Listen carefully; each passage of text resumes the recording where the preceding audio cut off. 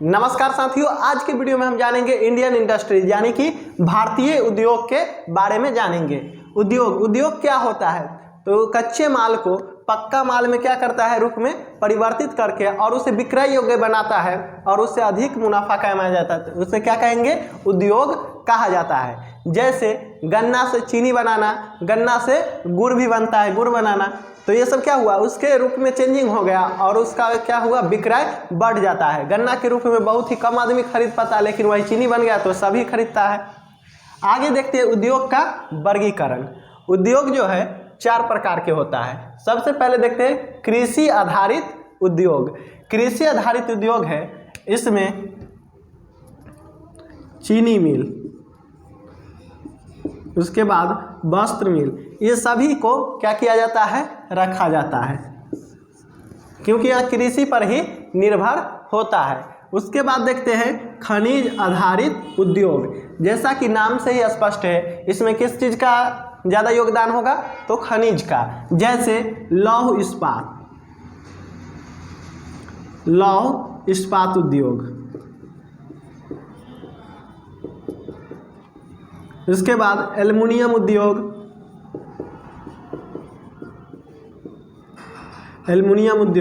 ये सभी क्या किस टाइप के आएंगे, तो खनिज आधारित उद्योग होते हैं। उसके बाद देखते हैं तकनीकी। कौन सा? तकनीकी उद्योग। इसी से रिलेटेड क्या हो जाएगा, तकनीकी है तो इसके नाम से भी स्पष्ट है, इसमें क्या होगा, टेक्नोलॉजी वाला काम होता होगा। जैसे वायुयान का निर्माण,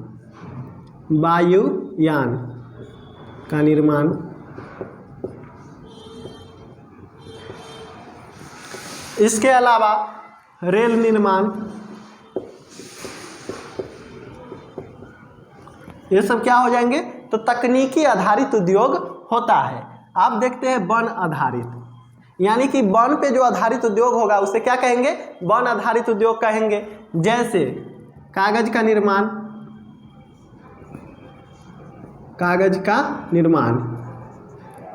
कागज जो है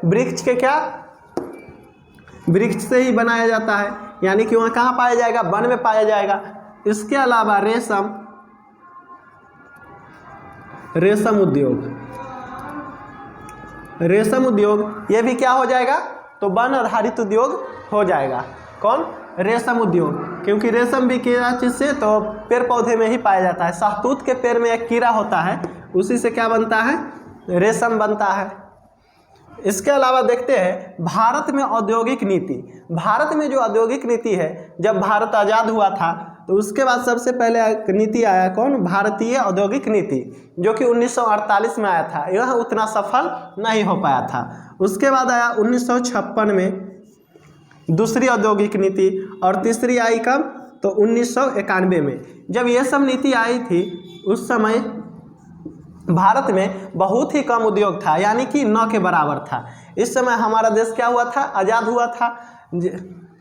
और यहाँ के जो है प्रधानमंत्री कौन थे? जवाहरलाल नेहरू। तो ये जो थे व्यवसाय के प्रति बहुत ही कड़ा कदम उठाए थे। विदेशी कंपनी को क्या एंट्री नहीं करने दे रहे थे, क्योंकि फिलहाल ही में हमारा देश किससे आज़ाद हुआ था, अंग्रेजी से। वो भी तो व्यवसाय करने ही आए थे। अंग्रेज लोग जो थे वो भी व्यवसाय करने आए थे। तो एक बार सब जान रहे थे कि फिर से व्यवसाय करने आएगा सब, और यहाँ पे क्या कर सकता है, अधिकार से कर सकता है। उसके बाद जो 1991 में जो नीति आई, इसमें क्या रखा गया, LPG, लिबरलाइजेशन,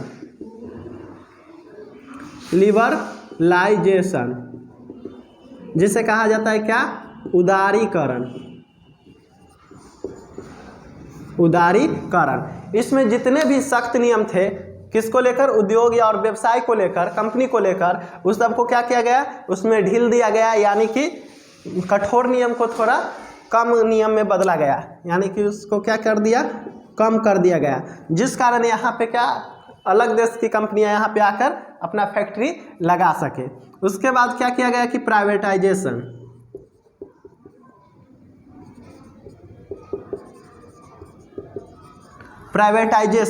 यानी कि निजीकरण। अब सरकार तो सारी कंपनी को देख नहीं सकती थी, यानी कि सरकार कितना काम करेगा, जितना उसको देश को भी देखना है, राज्य को भी देखना है, उसके बाद सरकार भी चलाना है। जिस कारण वो क्या कर दिया कि बहुत सारे क्या थी सरकारी कंपनी को क्या कर दी, प्राइवेट कर दी, यानी कि निजीकरण कर दिया। जैसे एयर इंडिया, एयरलाइंस, ये सबको क्या कर दिया गया, निजीकरण कर दिया गया। उसके बाद देखते हैं ग्लोबलाइजेशन।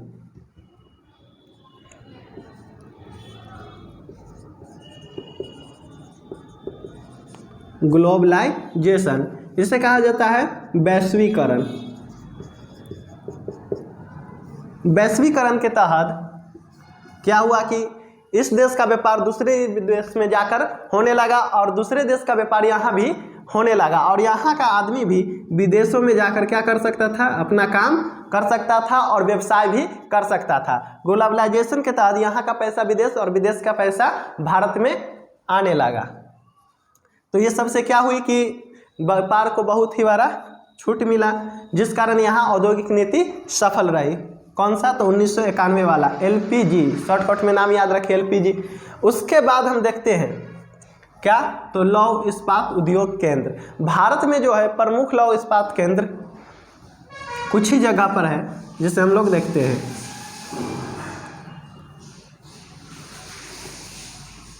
सबसे पहले तो देखते हैं झारखंड में। झारखंड में है एक बोकारो। कौन सा, बोकारो और जमशेदपुर। बोकारो और जमशेदपुर, कौन कौन, बोकारो और जमशेदपुर झारखंड में। यानी कि झारखंड में जो है 2 लौह इस्पात केंद्र है। झारखंड में कितने, 2 लौह इस्पात केंद्र है, बोकारो और जमशेदपुर। उसके अलावा नीचे आएंगे तो उड़ीसा में। उड़ीसा में कौन सा है, तो राउरकेला। राउरकेला। उसके बाद पश्चिम बंगाल में देखते हैं, तो पश्चिम बंगाल में जो है यहाँ पे कौन कौन है, दुर्गापुर और बर्नरपुर।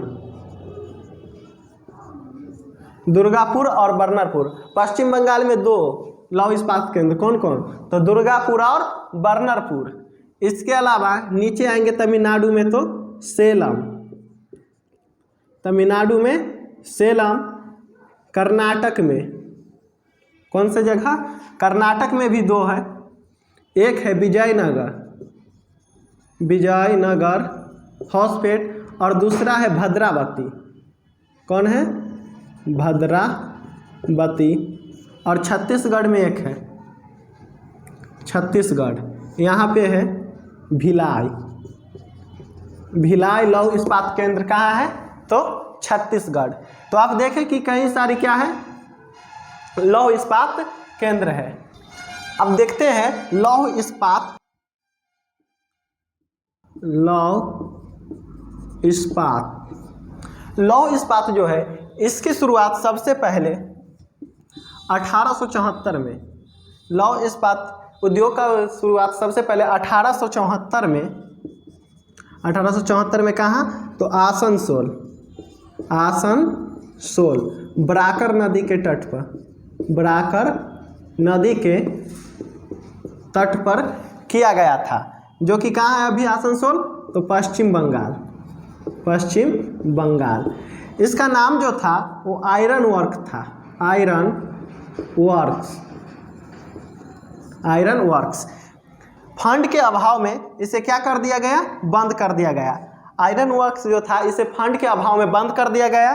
बाद में जो है यह कंपनी बंगाल सरकार के द्वारा अधिग्रहण कर लिया गया और इसका नाम बदलकर बराकर कर दिया गया और इसका स्थापित किया गया।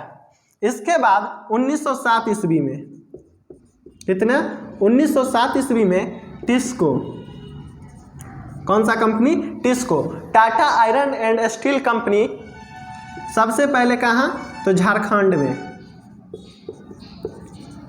झारखंड में जमशेदजी के द्वारा क्या किया गया, इसका स्थापना किया गया। झारखंड के कौन सा स्थान पर, तो साक्ची नामक स्थान पर। यह देश का सबसे बड़ा क्या है, तो लौह इस्पात केंद्र माना जाता है। इसके अलावा इसको, यानी कि Indian iron steel company. Indian iron steel company की स्थापना 1918 में किया गया था। 1918 में कहाँ? तो बर्नरपुर पश्चिम बंगाल में किया गया था। यह भी क्या करता है? तो देश का सबसे अधिक लौह इस्पात यहीं से आता है। लौह इस्पात, देश का सबसे ज़्यादा जो लौह इस्पात है कहाँ से आता है? तो इसको और टिस्को से। यह कहाँ है? तो झारखंड में। और ये कहाँ है? तो बंगाल में। यह भी लगभग कहाँ? तो आसनसोल के पास में ही है, आसनसोल। आई होप कि ये सारी बातें आपको समझ में आई होंगी। आगे के वीडियो में हम देखेंगे कि एल्युमिनियम उद्योग क्या होता है,